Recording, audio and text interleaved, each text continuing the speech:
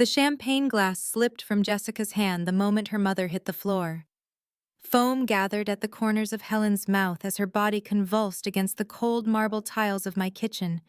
Guests screamed, chairs scraped, someone called for an ambulance, but all I could think in that quiet corner of my 70-year-old mind was that glass wasn't meant for her. It was meant for me. I am Sarah Wilson. I've lived 70 years on this earth, and I didn't survive the ruthless world of business by being naive. I built a consulting firm from nothing after my husband died, and just a few weeks ago, I sold it for $23 million. That night was supposed to be my retirement celebration, the moment I laid down the weight I had carried since widowhood and allowed myself to be honored for all I had built. But in my family's eyes, I wasn't a woman who deserved respect. I was a fortune waiting to be carved up. My son Michael had insisted on throwing the party. He had always been my pride, my anchor, the boy I thought would carry his father's values forward. "Mom, you deserve to celebrate," he'd said, with his warm brown eyes and that smile I had never been able to refuse. "Let Jessica handle everything. You just relax." Jessica, my daughter-in-law, the woman who never lifted a finger unless it served her, had suddenly become the perfect hostess. Flowers, crystal glasses, a bartender. She floated through my house that night, with a smile too polished, her manicured hand squeezing my arm as she whispered, "Nothing's too good for you, Sarah." I should have known then, but the truth slammed into me when I saw her standing near the champagne table, her head tilted, her eyes darting, her fingers sliding into her purse to retrieve a small vial. My blood froze as I watched her pour the contents into a single glass, the one with the tiny chip at the rim, the glass I always used at parties. My glass. A scream would have been natural, an accusation a slap, a police call. But years in business had taught me something more useful. When hunting snakes, the quietest step catches them best. So I said nothing. I nodded politely to my former business partner, pretended to laugh at his market predictions, and waited as Jessica carried the poisoned glass toward me. "Sarah, you look tired," she said sweetly, pressing it into my hand. "Here, have some champagne. You've earned it." I thanked her, lifted the glass, and bided my time. 10 minutes later, when she was distracted showing off her new bracelet, I set that champagne flute beside Helen, her mother, who picked it up without a second thought. Within minutes, Helen was on the floor, gasping for air. Jessica screamed, her cries almost convincing. Almost. But there is a difference between real panic and performance panic, and I had lived long enough to know which was which. Michael pushed through the crowd, his face pale, his eyes betraying something he wished I hadn't seen. A fleeting glance at Jessica, sharp and fearful, like a man realizing his careful plans were unraveling. The paramedics came quickly, thank God. Helen lived, though she was unconscious when they carried her out. And in that chaos, with Jessica clutching my arms, sobbing, she just collapsed. I don't know why I felt my heart turn to stone. I knew exactly why. I also knew the game had changed. That night, as I watched Michael and Jessica whisper fiercely in the hospital parking lot, I realized something unbearable. My son, the boy who used to run into my arms with dandelions clenched in his fists, who once begged me never to miss a school recital, was not innocent in this. He hadn't stopped her. He hadn't warned me. He had looked at her with the eyes of a co-conspirator whose house of cards was beginning to fall. Back home, my kitchen was eerily silent. I poured myself a clean glass of champagne from a fresh bottle and sat in my study staring at the life I had built. 45 years of work, sacrifice, sleepless nights, and understood with icy clarity that the people I loved most had decided it was worth killing for. I stayed awake until dawn, not because I was afraid, but because I was planning. You see, I was never the helpless old woman they thought I had become. I had walked boardrooms where men twice my size tried to break me. I had clawed my way up from widowhood into wealth, and I had kept every receipt along the way. They thought age made me fragile. It only made me sharper. And if Michael and Jessica believed I was an easy target, they were about to learn just how dangerous a 70-year-old woman can be. The morning after the party, sunlight poured through my curtains, but I felt no warmth. My home, once filled with memories of laughter and family dinners, now felt like enemy territory. I walked the halls slowly, taking in every framed photograph, every relic of the years I had worked so hard to preserve. Each picture whispered the same haunting question: how did it come to this? I brewed coffee, the rich scent filling the air, and sat at the kitchen table where just hours earlier Helen had convulsed on the floor. The tile gleamed freshly scrubbed by the cleaning service, but I could still see the ghost of her body lying there, her lips foaming, her daughter's shrieks cutting through the air. Jessica's performance had been flawless. She clung to Helen in the hospital weeping, insisting she must have eaten something bad. She demanded the doctors run every test possible, but I saw the cracks. Her mascara streaked, her hands trembling, her voice pitched just slightly too high. She was acting, and beneath the act was pure terror. She knew the poison had been meant for me. Michael, though, was harder to read. He played the role of devoted son and husband perfectly, but every so often when Jessica's back was turned, his eyes flicked toward me with an unease he couldn't mask. It was guilt, but not the kind born of ignorance. No, it was the guilt of a man who knew far more than he should. I needed proof. Over the years, I had learned that emotions, anger, fear, even heartbreak, were luxuries you couldn't afford in a fight. What you needed was evidence, leverage, and patience. So I began to gather. I started with the cameras. My retirement home was fitted with security systems inside and out, a habit I'd carried from my business days when confidentiality was worth millions. That morning, I pulled up the footage from the dining room camera. My breath caught as I watched Jessica's manicured fingers slip the vial from her purse, tilt it over the chipped glass, and stir its contents with a practiced swirl before setting it aside. The camera angle was perfect. She had condemned herself with her own arrogance. But then came the second blow. Michael entered the frame minutes later, his hand resting lightly on her back. They whispered, and though the camera had no audio, their body language was unmistakable. His nod, her sly smile, it wasn't shock, it was collusion. I felt something inside me fracture. Betrayal from a spouse I could have believed. Betrayal from a child, my only child, was something else entirely. That night, I poured myself another glass of wine and sat staring at the flickering footage on my laptop. My son had stood by while his wife tried to kill me. Perhaps he had even urged it. The boy I once cradled in my arms, the boy I had carried through sleepless nights of fevers and scraped knees, had become the man who wanted me gone. But I didn't cry. I didn't rage. I planned. The next day, I visited Helen in the hospital. She was stable, recovering, though still weak. Jessica hovered like a dutiful daughter, holding her mother's hand, brushing her hair back, feeding her soup. Anyone watching would believe she was the picture of devotion. But when Helen closed her eyes to rest, I leaned close and whispered in Jessica's ear. That was almost my glass. Her body stiffened. She didn't turn to look at me, but her knuckles went white where she clutched the spoon. I don't know what you're talking about, she hissed under her breath. Oh, you do, I replied softly, my lips barely moving. And so does Michael. Her eyes darted to me, then wide with panic. For the first time, I saw the mask crack completely. I smiled, patted her shoulder, and stood. Take care of your mother, I said loudly for anyone nearby to hear.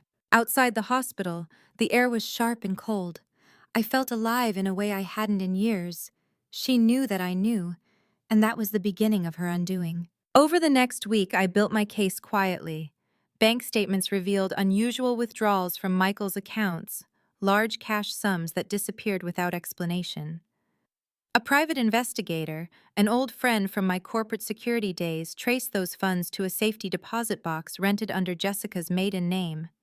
Inside, he told me, were documents, life insurance policies drafted quietly with my name as the insured and Michael as the beneficiary. My own son had signed off on paperwork that would make him rich the moment I died. The realization didn't break me. It steeled me.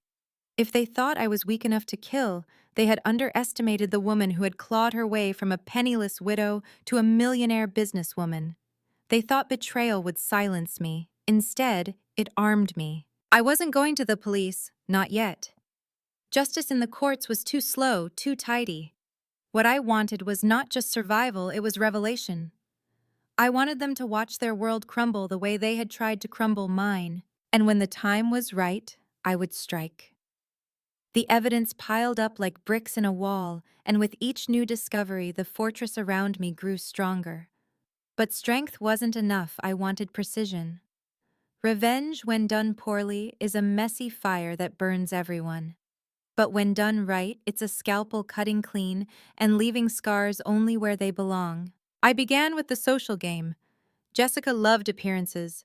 She craved admiration the way a starving man craves bread. So I gave her more chances to bask in it. I invited her to lunch with friends, complimented her choice of flowers, for the retirement party asked her to help me settle my affairs. I let her believe she had succeeded, that I was oblivious, that I still trusted her. Her smile grew wider with every interaction, but her eyes betrayed her. They darted nervously whenever I mentioned paperwork or my accounts flickered toward Michael as though seeking silent confirmation. One evening, I invited them both to dinner at my house. I served lamb with rosemary. Michael's favorite paired with a bottle of wine Jessica had once bragged about finding on sale. We ate in candlelight, laughter echoing faintly, though beneath the surface tension throbbed like a vein about to burst. After dessert, I excused myself and returned with a small stack of folders. I placed them on the table, smiling gently. Estate planning, I explained. At my age, it's wise to have everything in order. Jessica's eyes gleamed hungry, while Michael tried to mask his eagerness with a thin smile. That's very responsible of you, Mom, he said, his voice just a little too steady. I'd like your input, I continued, sliding the folders toward them. I want to make sure the transition is smooth, no surprises. They opened the folders eagerly, only to find blank paper inside. Michael frowned, confused. Jessica's lips parted as though to speak, then closed again. I leaned forward, my voice quiet but sharp enough to slice through the candle-lit air. Do you think I don't know? Jessica's face drained of color. Michael stiffened, his jaw tightening. The silence was deafening. I didn't raise my voice. I didn't need to. I tapped the table with one manicured finger and whispered, I know about the vial. I know about the safety deposit box. And I know about the policies with my name written all over them. Jessica gasped softly, her hand flying to her mouth. Michael's eyes flashed, a storm of anger and fear colliding. Where did you— I built a business on uncovering lies. I interrupted, my tone steady, my gaze unwavering. Did you truly believe I wouldn't uncover yours? For a long moment, no one moved. Then Jessica whispered, You can't prove, but her voice faltered. She knew I could. She didn't know how much evidence I had or where I had stored it, but she knew enough to fear the possibility. I let the silence suffocate them before I stood gathering the folders. You should go, I said calmly. This house is no longer yours to sit in. Michael stood slowly, his fists clenched. He looked at me, his eyes searching mine for some trace of the mother who once rocked him to sleep, who once stitched his Halloween costumes by hand. But that mother had been buried beneath his betrayal. What remained was someone he had created by his own greed. Jessica pulled on his sleeve, urging him toward the door, her face pale and trembling. They left without another word, the echo of the closing door ringing like a bell of judgment. That night I sat alone in my study, the glow of the lamp illuminating the documents I had gathered. Bank records, camera footage, insurance policies, enough to destroy them both if I chose to. And yet I hesitated, because vengeance wasn't just about punishment, it was about revelation. I wanted Michael to see himself as I now saw him, not as my son, but as a man corrupted by greed, chained to a woman who saw me as disposable. The opportunity came sooner than expected. 2 weeks later, Jessica organized a lavish brunch at a country club, parading herself as the dutiful daughter-in-law caring for her wealthy, aging mother-in-law. She invited friends, neighbors, anyone who mattered. I attended dressed elegantly, pearls at my neck, smile serene. Halfway through, when the champagne flowed and Jessica's laughter rang through the air, I stood and raised my glass. To family, I said warmly, my eyes fixed on hers. May we always protect one another and never forget who truly has our best interests at heart. Her glass slipped slightly in her hand. Michael's knuckles whitened around his fork. The guests applauded politely, oblivious to the daggers in my words. Later, I watched from across the room as they whispered furiously to each other, panic etched across their faces. My words had pierced them because they knew I wasn't bluffing. I had the power to expose them, and they couldn't predict when or how I might choose to do it. And for the first time, I saw fear where there had once been arrogance. It wasn't enough yet, but it was a beginning. The brunch rattled them. I could see it in the way Jessica's smile trembled and the way Michael avoided my gaze. But I knew fear alone wasn't enough. They had to be cornered, exposed, stripped of the illusion that they held any control over me. So I waited. Patience is the weapon of the seasoned, and at 70 I had honed it into a blade sharper than any dagger. I let them sweat for weeks. I pretended to return to my old routine gardening book club volunteer work at the library. Outwardly, I was the same gentle Sarah they had always underestimated. Inwardly, I was tightening the noose. The turning point came one evening when Michael arrived at my house unannounced. He looked worn, his shirt wrinkled, his eyes bloodshot. "Mom," he said quietly, "we need to talk." I invited him in, poured him a cup of coffee, and waited. He didn't touch it. His hands trembled as he leaned forward. "Jessica's been under a lot of stress," he began. "She didn't mean for things to get so out of hand. Maybe we could just let this go. For the family's sake." His voice cracked on the word family, and for a fleeting second I almost saw the boy I had raised. But then I remembered the insurance policies, the poison in my glass, the way he had looked at Jessica with silent agreement as she tried to erase me. That boy was gone. "You want me to forgive the woman who tried to kill me," I said evenly, "and the son who stood by and let her." He winced, his shoulders sagging. "I made mistakes, Mom. You didn't just make mistakes," I interrupted, my voice cold as stone. "You made choices, and those choices nearly buried me." His face hardened. The guilt evaporated, replaced by anger. "You've always held the power, Mom. Always controlling everything. Maybe we just wanted a life where we weren't living in your shadow." There it was, the truth, bitter and raw. Not love, not loyalty, just resentment festering until it had curdled into betrayal. I stood, walked to my desk, and retrieved a flash drive. I placed it gently on the table between us. On this drive are the bank records, the footage from my cameras, and copies of those insurance policies. If anything happens to me, even so much as a scratch, this goes straight to the police, the press, and every person whose opinion you care about.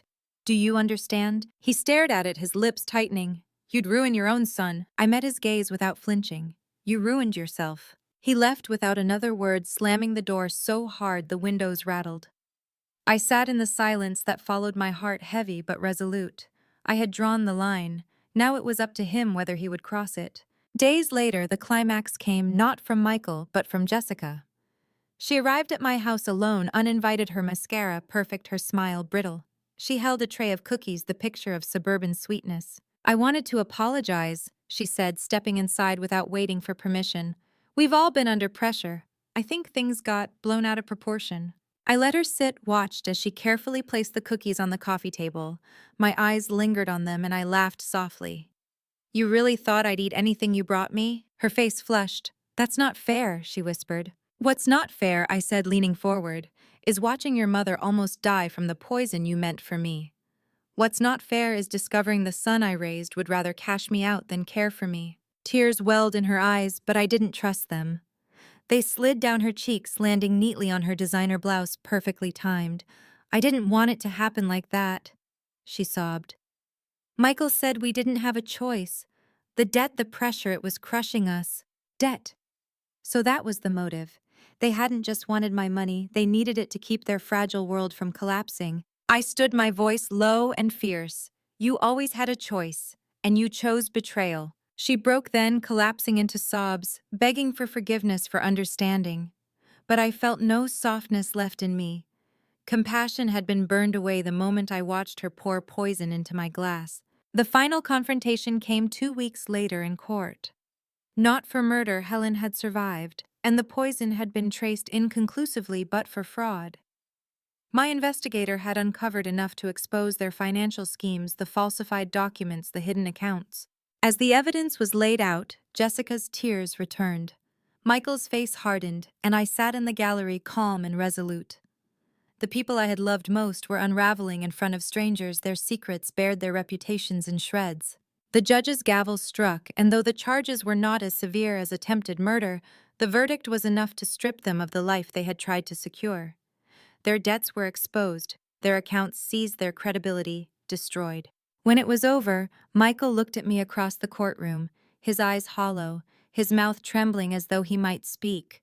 But no words came. There was nothing left to say. I walked out into the sunlight, breathing in the crisp air, feeling the weight of decades lift from my shoulders. They had tried to break me, but in the end it was they who shattered. Revenge, I realized, isn't always about blood or death. Sometimes it's about truth. And the truth had left them with nothing. In the weeks that followed the trial, my home became quiet again. Too quiet, some might say. The phone rang less, the invitations slowed, and the faces that once smiled so brightly at Michael and Jessica turned away when their names were spoken. Their fall from grace had been swift, public, and permanent. I should have felt nothing but satisfaction, and part of me did. But there was also grief. Grief for the son I had lost long before the courtroom, grief for the family I thought I had, but never truly did. Betrayal doesn't just wound you in the moment. It leaves a scar that aches even when the skin has healed. Sometimes in the evenings I would catch myself staring at the empty chair across from me at the dining table. I would remember the boy who once sat there swinging his legs, grinning as he told me about his day at school. And then the memory would dissolve into the image of the man who had signed documents that made him my potential beneficiary. The man who nodded as his wife poisoned my drink. That duality was a weight I had to carry. But with time, I began to see the truth more clearly. I could mourn what I lost, but I didn't have to be defined by it. I had survived. More than that, I had reclaimed my life. The business I had sold left me with security, but I wanted more than security. I wanted purpose. So I began mentoring young women in finance, women who reminded me of myself decades ago. Hungry, determined, often underestimated.